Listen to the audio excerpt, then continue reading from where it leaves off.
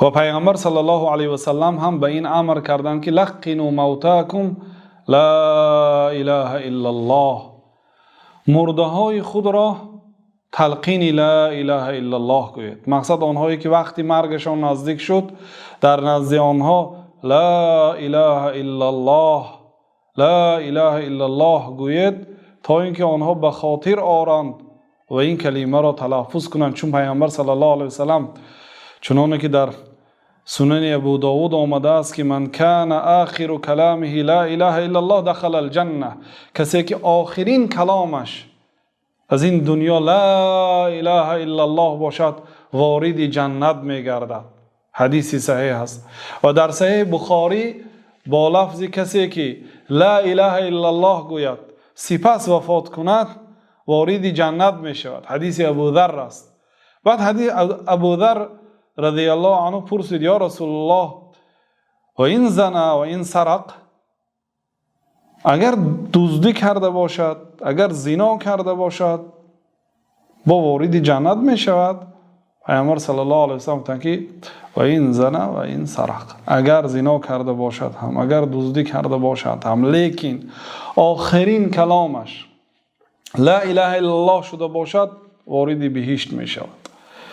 آخرین کلام لا اله الا الله شود و بگذار چند شبانه روز دیگه سکوت کند، زنده هست، سکوت کرد، چیزی نگفت و وفات کرد، انشاءالله وارد جنت می شود، برای اونکه آخرین کلامش از این دنیا لا اله الا الله شدگی است. من حضرت ابوذر تعجب کرد و گفت یا رسول الله و این زنا و این سرق، اگر زنا کرده باشد اگر دزدی کرده باشد وارد بهشت می شود؟ جناب رسول الله صلی الله علیه و سلم گفتند که و این زنا و این سرق، زنا کرده باشد دزدی کرده باشد وارد بهشت می شود. ابوذر باز پرسید و این زنا و این سرق، اگر چی زنا و دزدی کرده باشد وارد بهشت می شود؟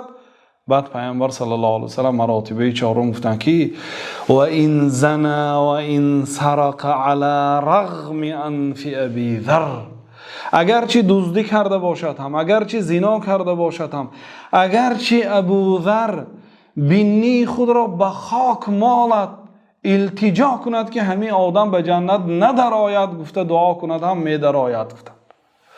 بعد حضرت ابوذر رضی الله عنه بعد این هر وقتا که همین حدیث را میگفتند که کسی که اگر از این دنیا آخرین کلامش لا اله الا الله شود و سپس از این دنیا وفات کند وارد بهشت میگردد، اگر چنده که ابوذر بینی خود را به خاک مالد هم میگفتند.